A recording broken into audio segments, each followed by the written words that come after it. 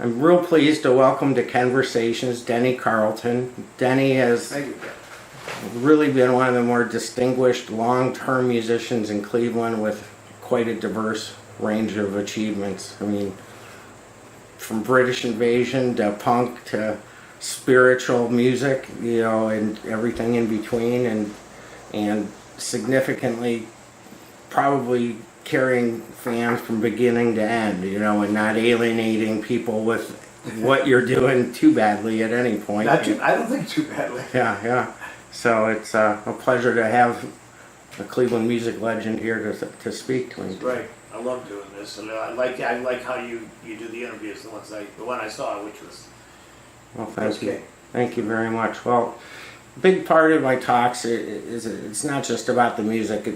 It's got to have the framework of the culture around and the life around. And I think one of the things that's missing in this instant news and instantly forgotten history culture we live in is trying to preserve the history of what it was like in the 60s, in the 70s, and since then, and how that affected or impacted or influenced you. And what was your earliest light bulb musically that same as everybody else? Beatles. As Ed Sullivan, the Beatles.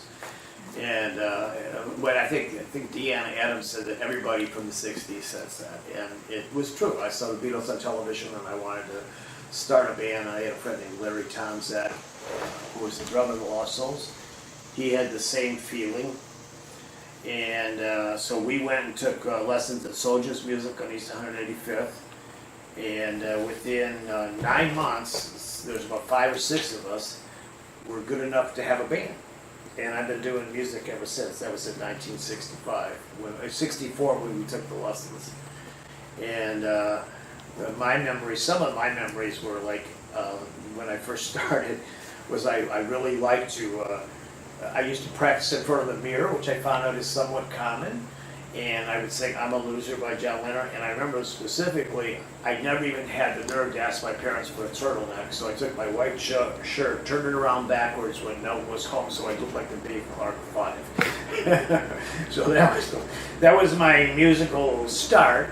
And we ended up playing in the Lost Souls within about 9 months. We all went to St. Joe's High School. And about 3 months after the Lost Souls started, a guy named Denny Merrick, who was in a band called the RDs. Denny was one of these kids who took lessons since he was, 5. He was already a guitar teacher at Petromelli's, and he joined the band, and that gave us steroids. After that, it was like I played the guitar for 9 months, and there's this guy who played 10 years going, "Why don't you try this? How about that? Why don't you play the chord like that?" And he just shaped our band up real fast. What was a typical set list? Were you playing hits, or did you have deep album tracks? Yeah, right from the beginning. Well, albums didn't exist early till Sgt. Pepper. We did Little Black Egg, Secret Agent Man, Little Latin Loop-de-Loo, Beatles songs if we could sing them. You Really Got Me, all very, very classic. The thing about the Lost Souls, it was different. The Lost Souls had a sax player who also played flute. So we could go and play. I was as mod as anybody else, and most of the guys were. But we also had a sax, so at any given time we could go into like Motown and play it pretty well. So because of that, we had this kind of weird. We could go and be British, and at the same time we weren't like greasers or anything, but we could play that music and we liked it. Yeah. Midnight Hour, we liked that. We liked Everybody Needs Somebody to Love. We liked all that stuff. So that was instead of the mods and rockers, it was the mods and the greasers in America. Yeah, and so like we because of that, like we were from Euclid, we could play Euclid, but we also could play the same places the mods did, which became the choir and all that. They were very British, but we could go right in there and stand up with it. But we also could play the west side of Cleveland and play Lorraine Avenue, and people wouldn't, but. It's just the same thing like with everybody from the 60s. The long hair got me in trouble. And would give us hassles all the time. I was probably the worst in the band. I looked like Brian Jones. You sure did. In the picture you sent me, it was like You came out of the same monkey mold as Brian Jones, it looked I like. think You know? I'm part Welsh and part Irish, part English, so it might have something to do with it too. But Danny Clemente used to tell me, he says, we all wanted to look like Brian Jones, but you were him. Yeah. And yeah, I think I really looked a lot like Brian Jones. So I besides, can't tell that now. But, well, I did. you look better than Brian Yeah, well, Jones that's does true right at this now. point. For quite a And, while, I've been yeah, for over 50 years, you looked a heck of a lot better than Brian Jones. And, You got that's true.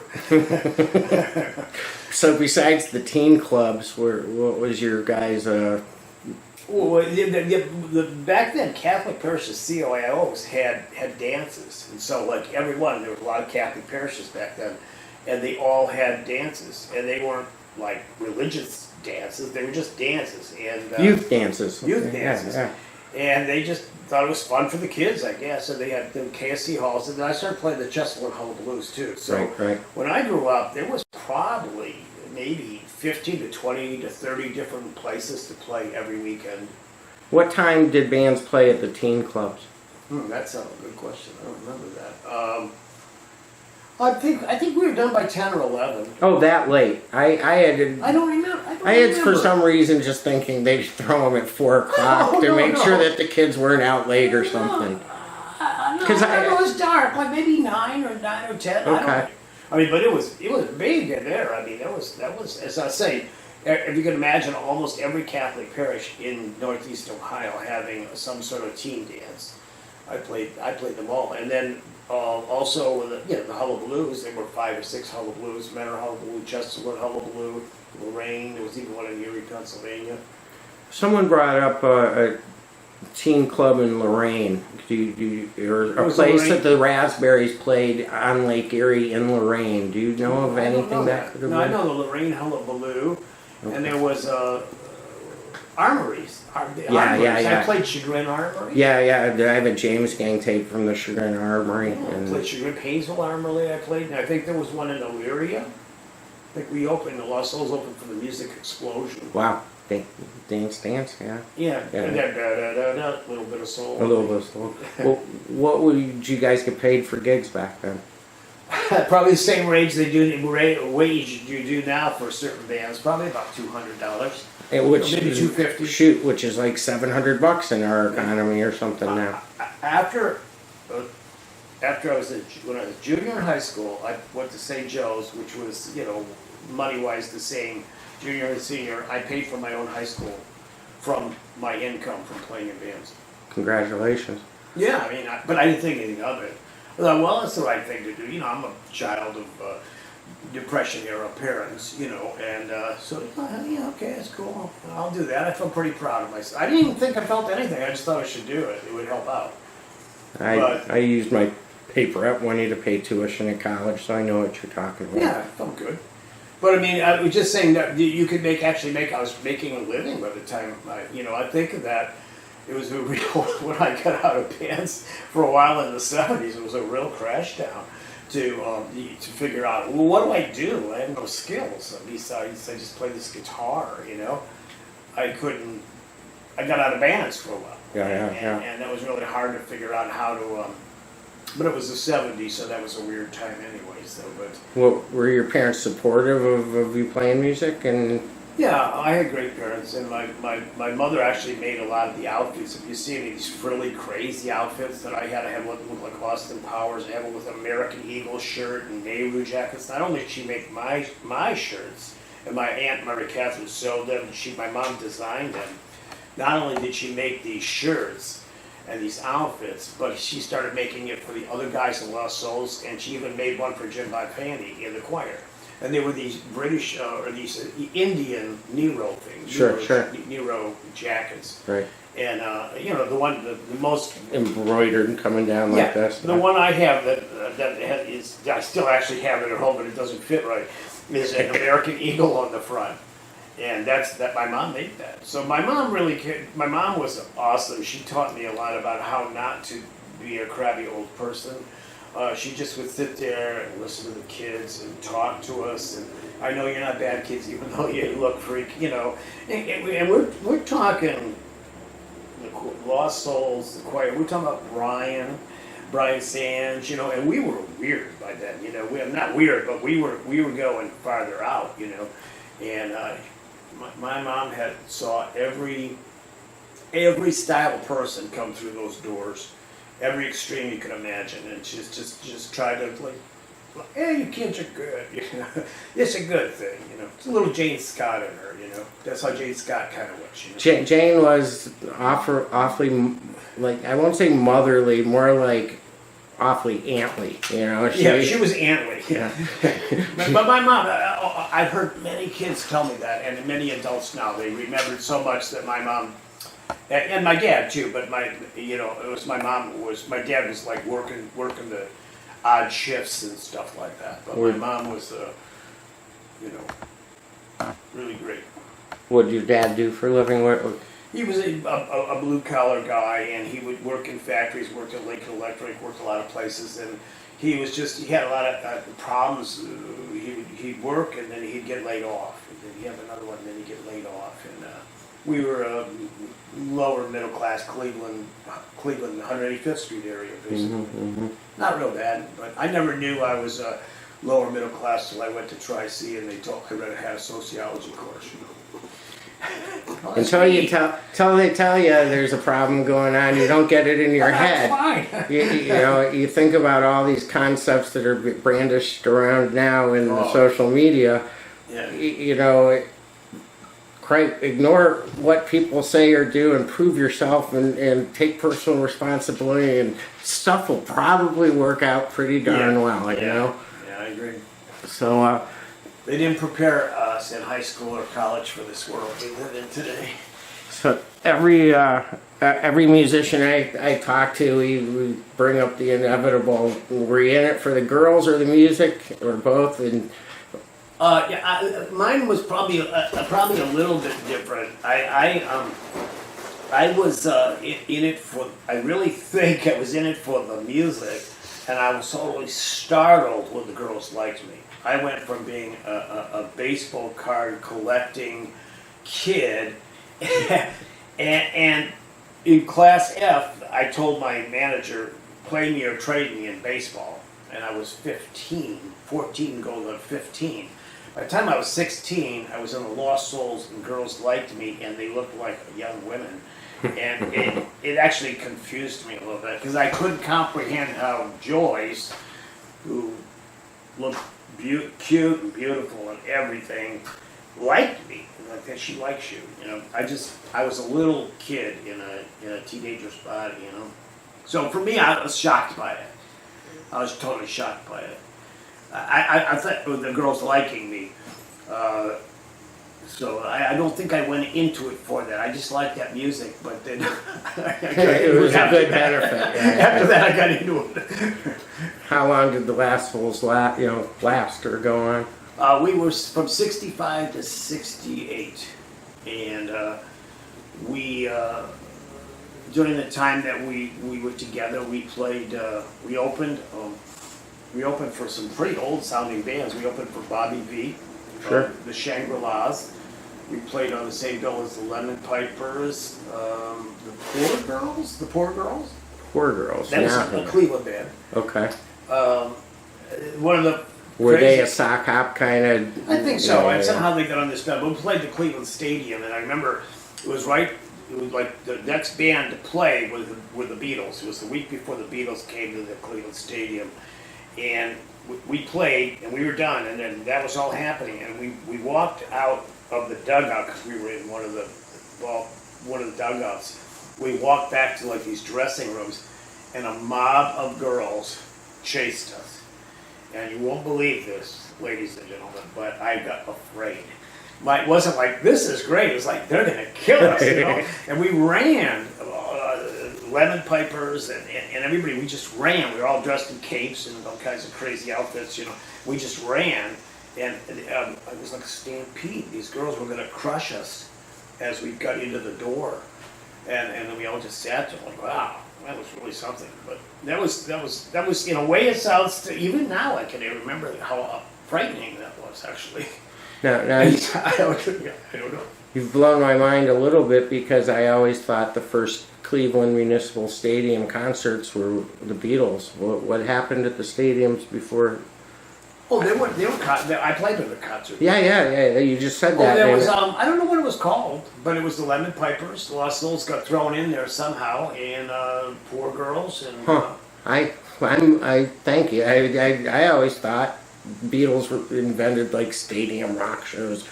And somebody in Cleveland was doing it. I don't remember. And what would the setup be? Would the kids We be were right in the middle of the ball diamond with this big stage, and it sounded and horrible. the kids had to stay in the it sounded ballpark. horrible. Yeah. You just played wrong, it was just sort of a rush. You go out there and you're doing it. It's very distant to me, but I remember that it was fun and I couldn't hear anybody.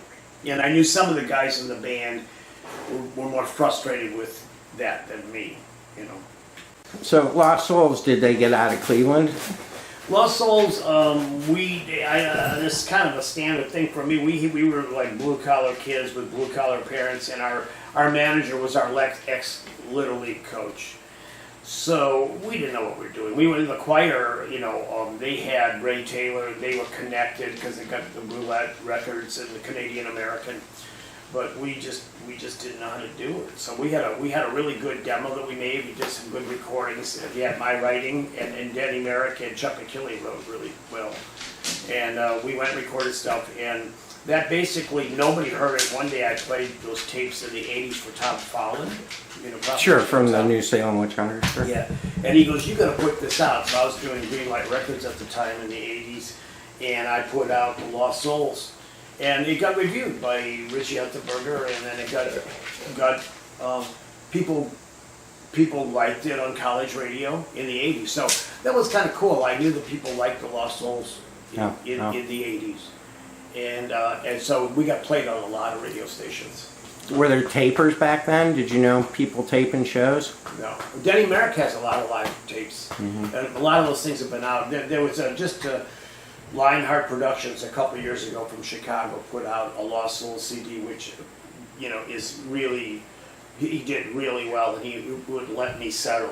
It's really easy for me to settle, and he wouldn't let me settle, and he made me look around, and he really cleaned up the old tapes as good as he could. Sure. And it's on Bomp, or you can get it at my website, or when Lionheart doesn't do it, they just... So it's on Bomp's label, or... No, it's not on Bomp's. Yeah, they just distribute it. Yeah. And Lionheart doesn't distribute it either, but I got a whole bunch of copies of those.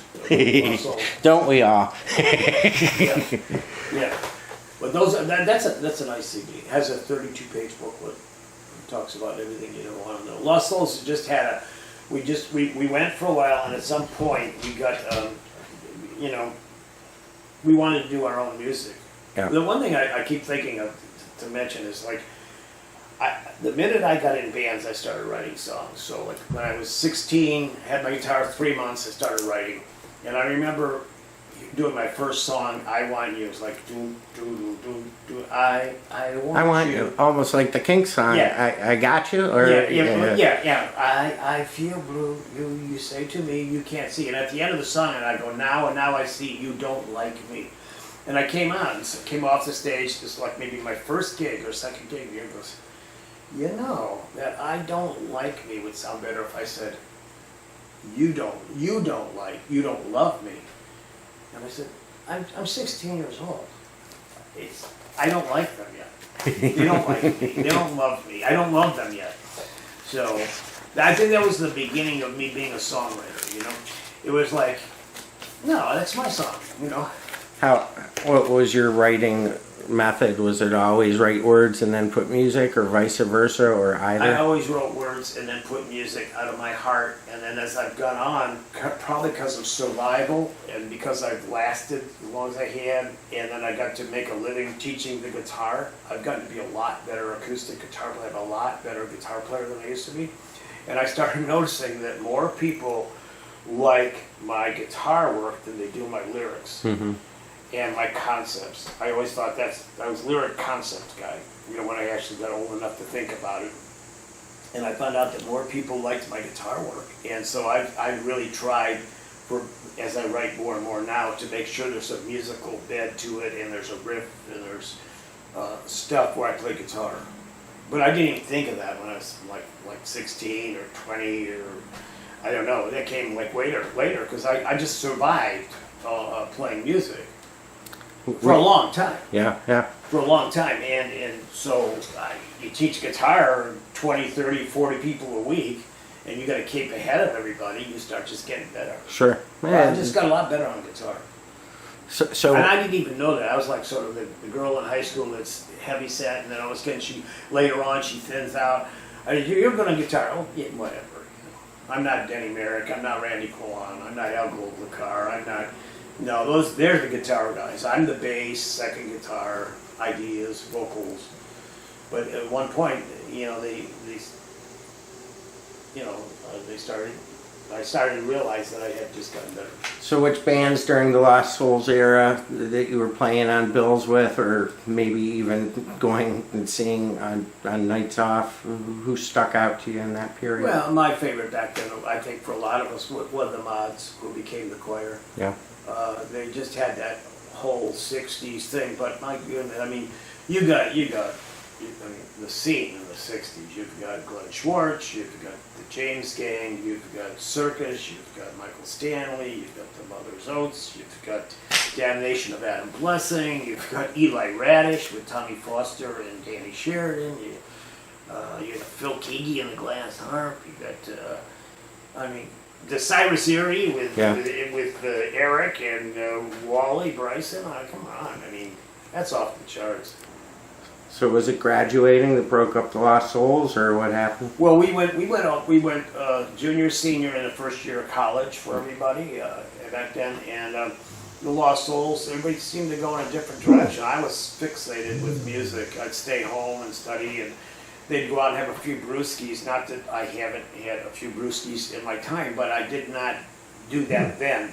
I was just like, oh well, I got some time off. I'm going to go and practice my scales, So I was getting like real serious about music. It was very important to me, and people lost interest or changed. A couple of guys that never played since. Wow. So I just really got into it, and during that time, Jim Bonfanti, the Choir, had finally broken up every version of the Choir. There was some musical chairs and all these guys. And Jim started doing, actually, you'd have to know Jim to see how he would like to do this. He became our roadie. He knew us all from Tri-C. He knew Rich Schonauer. He knew all of us. And he was from Euclid Lake County, and sort of was more connected back then. And so Jim became our roadie. Okay. And he hauled our equipment. Wow. For 3 months. And I also used to tell Jim, "You're really good at this," and he loved that. He loved that, like, well, yeah, I know what it takes, So he was our roadie, and he saw me play, and the band was dissolving.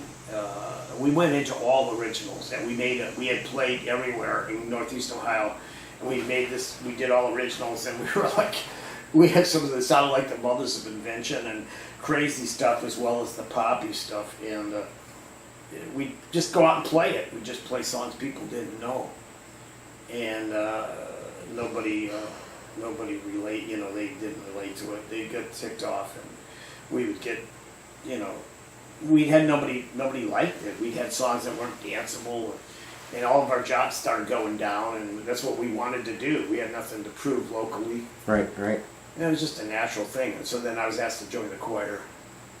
And how long were you in the Choir? I was in the Choir 9 months. Okay. And we started over again. Jim decided to start it over again, keep the name. He asked me to play the bass. He asked Randy Quillan, which was Danny Quillan's younger brother. Phil G. Lombardo, he had known from the James Gang, and he had Phil and Jim and Joe Walsh tried to start a band called Pie.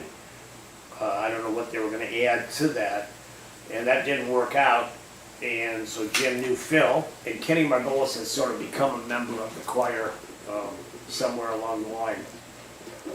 So it was me and Kenny and Phil, and me on the bass, and Randy Quillan on guitar. And then within 30 days, we had practices every night. We learned 30 songs, including all these Procol Harum songs, all these complicated originals that are on the Artifact CD and the Music Box CD that we did in our reunion, including MacArthur's Park, including Good Vibrations by the Beach Boys, And all of those intricate, we did that in 30 days, and I had to switch from the guitar to the bass with, a lot of people say, how come you never sang in the choir? I sang like one song on the CD.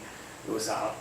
I was concentrating on the bass. I'm playing with these people that did their instruments for like since, the choir was on a way different level than the Lost Souls. Right.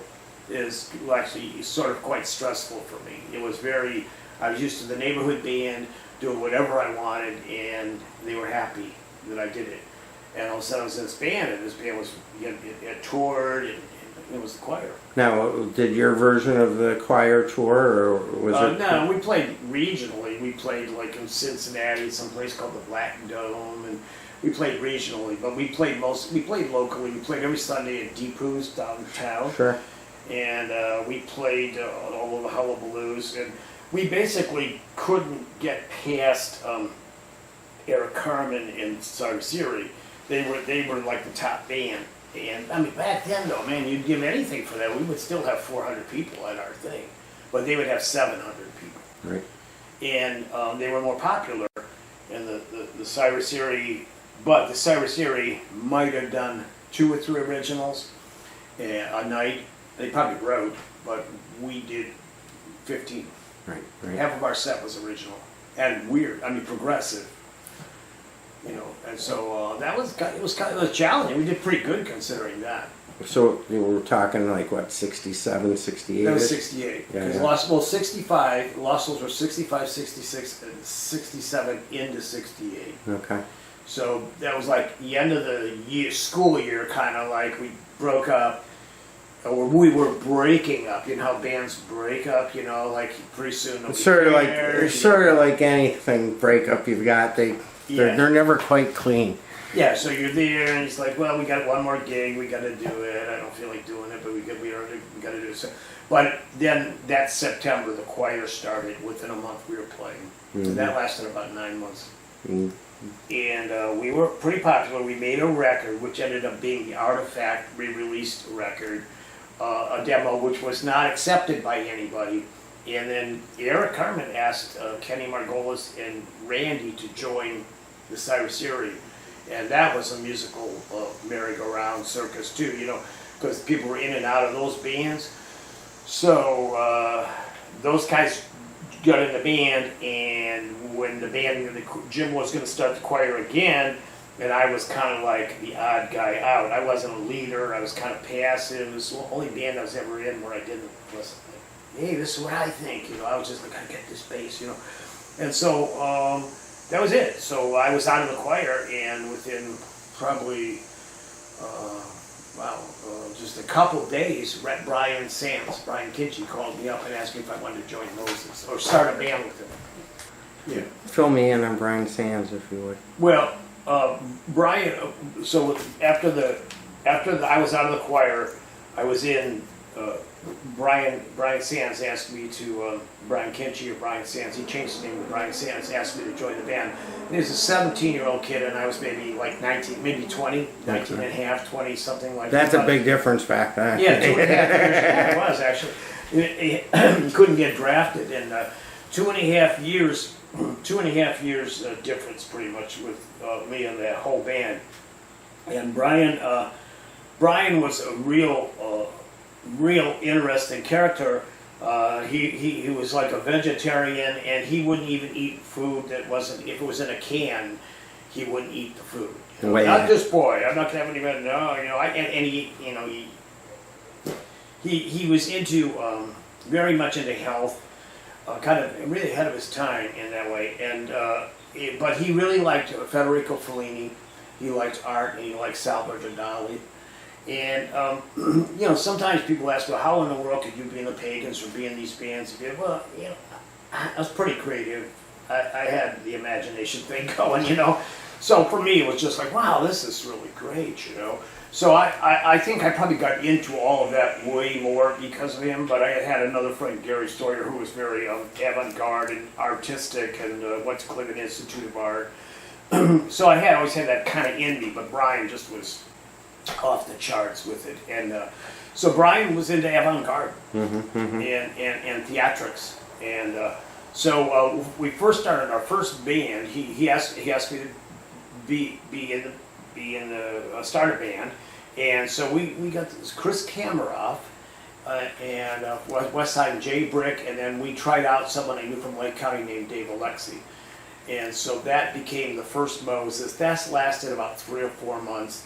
Meanwhile, Randy Clowan, who had joined Eric Carmen, was either put out. I think he was put out of the band or quit the band because whatever. He asked to start a band with us. So through a long process, it ended up being Randy Clowan, myself, Dave Alexi, and Brian.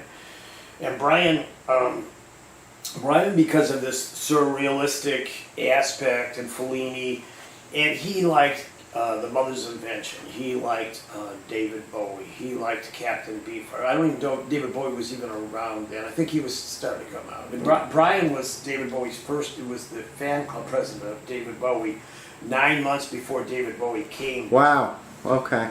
I remember him telling me, his mother said, Brian, someone's calling from England, it's David Bowie, because he was going to come and do his first concert in Cleveland. Right. And he's, come on, Mom, don't play games with me. And it was David Bowie. And so there's pictures of Brian with David Bowie. But there's pictures with Brian with a lot of people, with Roger McGuinn and Jim McGuinn back then. And, for me, my memories of Brian were, we were just, we were soulmates as far as creativity. And we would just sit and just laugh our heads off with ideas for the band, when we come out, we not only we want to be theatrical, because we would start our shows sometimes we'd start with Great Balls of Fire, and we would dim the lights, and then there would be a government warning saying, there may be a nuclear bomb. And if you remember, I don't know if they're used to things like that. Duck and cover. Yeah, like what's the other ones? They have the funny ones about the reefer madness and all this. There were these government things about, in case, so we would put that in there, through the PA system, and then the lights would go on, and Brian would come out with gigantic, oversized rubber gloves, and we do Great Balls of Fire. You shake my nerves and you rattle my brains, So that would be that's how we started, Yeah. So we eventually ended up doing Cold Turkey by Yoko Ono. That was a little later. Lennon and Yoko Ono, and Randy and I would put masks on, and we would be the drugs overtaking Brian. We'd kick him around the stage and everything, and he would convulse. And he had a big box with toys. So when we would do a hard rock guitar solo, Randy would be doing his Jimmy Page kind of stuff, and we would just be pounding on the same chords over and over again. Brian would take a thing and do exercises. He was about 98 pounds, and he'd do these exercises. He had all these toys in there he'd bring up, and then I think some of them he got from the Bonzo Dog Band. He'd come out and he'd put little cartoon things, like what was that about, or something like a little like a comic book thing. So we were really different. And we were kind of like a clean cut magical mystery tour Alice Cooper. Alice Cooper is as much theatrics, except if at the end we would go, we all shine on, and Brian would bring out a big thing he would get from a grocery store about, sun, for orange juice or something. We'd put that out, and we throw candy at the audience. So we were in that all you need is love 60s era. That was real then, and so we were in that. And then I had ideas, I made programs up. We would have a program which would map out what songs we were going to do. And we did a song called Old Time Religion. We gave rhythm sticks to people, and they could do that. And one time we opened for Iggy Pop. Wow. And we brought in, Randy and I went to East Lake North and asked if we could use their choir. And the school let us use their choir. And they started off singing Old Time Religion. It was a different song than the one I don't even remember how this song goes, but which is strange for me because I usually remember everything. But I don't even remember how it goes. But we would do it, and the choir was there. And that particular day, Brian and I used to always go to costume shops, and we would get crazy Victorian era clothes or things that the Rolling Stones would wear on Beggar's Banquet or something, you know, vest. Boas and fluffy stuff. Yeah. And so we got these big high shoes that they were actually for like they looked like grandma shoes. They were black, and it's like I'd wear them, you know. And I was on stage, and these mostly girls were in this choir, and we were rehearsing, and I fell off the stage onto my chest. One, I was laying there like a turtle and looking up at all these, you know, girls my age, you know, or a little bit younger, and I'm like, okay, I'm still cool, you know. And then I walked into the dressing room, and there's Iggy Pop smoking something, and he goes, I said, hey, they say you're a weird showman, but you know, I think you're pretty cool, or something like that. He goes, well, this boy's very informed, you know. So there's like, it was just weird, you know, like you fall off the stage, there's Iggy Pop, you know. What year, like 71-ish? I don't, yeah, we were like 69 to 70, 71. We opened for, because a lot of those Detroit bands would just come to Cleveland all the time. Sure. We opened for Iggy Pop, we opened for Alice Cooper, and my big Alice Cooper, Amboy Dukes with Ted Nugent. I'm sure there were more, MC5. Well, yeah. So, I remember the strangest thing was when we opened for Alice Cooper. Alice Cooper came off the stage, and you know, we just opened for him, and we were good. You know, we were theatrical. You know, and it was a good fit in a sense. And he had taken a rubber chicken and then made it look like he didn't kill the chicken, but he had made it look like the chicken's head was, and then he had put his head in the guillotine or whatever it was that he did.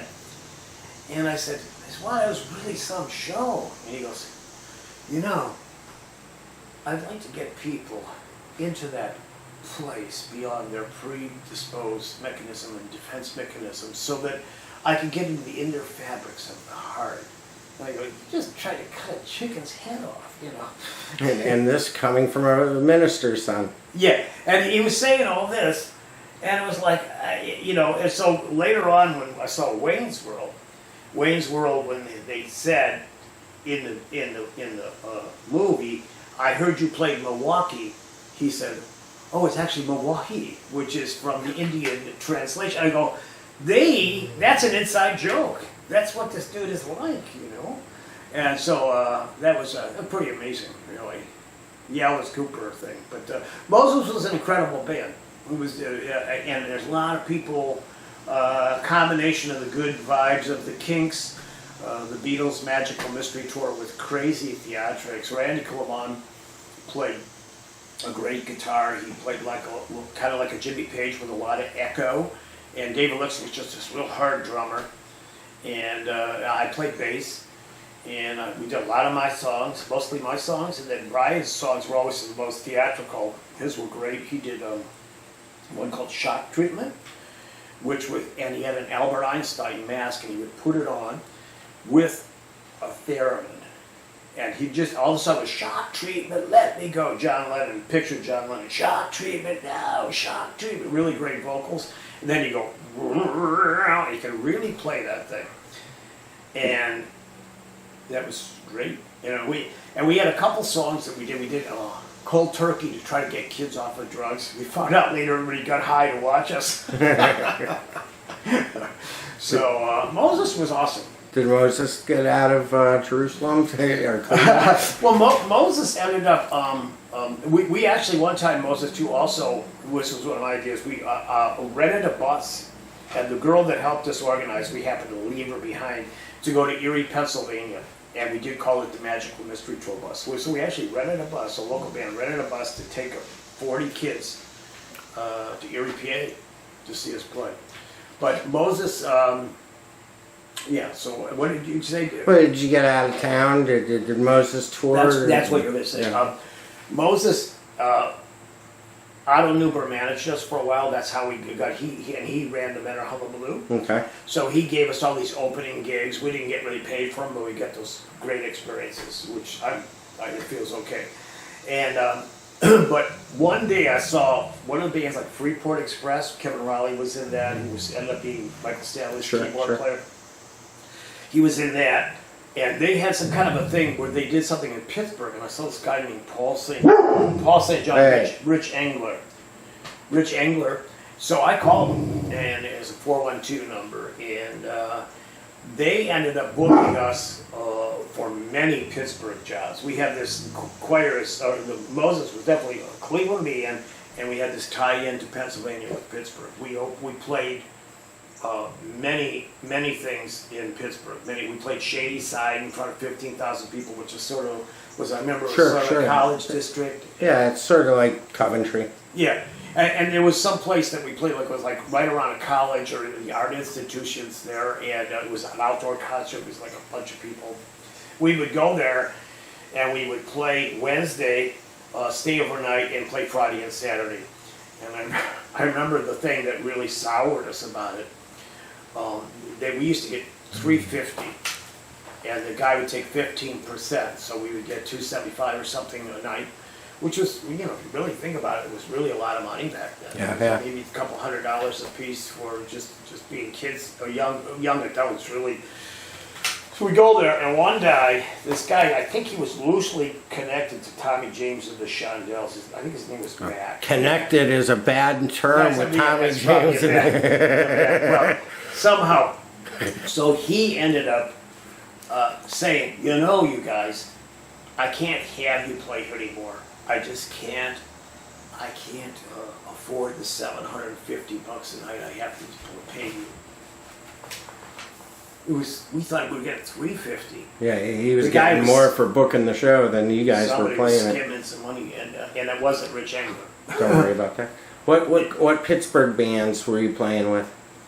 We were headliners, and I don't remember any of that. Okay. Yeah, we would play, and we'd play like places like Johnstown, Pennsylvania, also. Sure. And then they would have us go to and in Pittsburgh, we play one side of the town, and we play another side of the town. Or the river.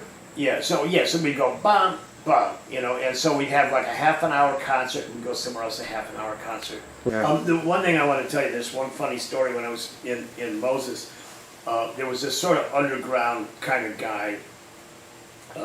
He seemed to be connected. You said connected. He drove us in this limousine, and it was Randy, Klon, and Brian, and I, and Dave Alexi, and this Paul St. John, who was we never ever dealt with Rich Angler. Rich Angler ended up being a great guy who did concerts forever, and this Paul St. John is the guy we always dealt with. He was his partner, and this guy was driving us. And so we went to this party after we did our concerts, and this guy goes, "Yeah, you guys are really great." He says, "You got this weird lead singer. He's into art or whatever he's doing, and he's doing all this crazy stuff. It's great." And he says, "He's great." He said, "And then you got this lead guitar player. He plays like Jimmy Page, and you got this Dave man, and he just pounds the drums." He says, "And then we got the guy who looks like a broad." And I go, wait a second, he said, I wrote most of the material here, I play the bass, I did what, it's not bad that you look like a broad, you look like a broad, I mean, it's cool, that's what you do. I said, no, like this would go on for like 20 minutes, half an hour, all night, I look like a broad. I know I look like a broad, but that's not the point here.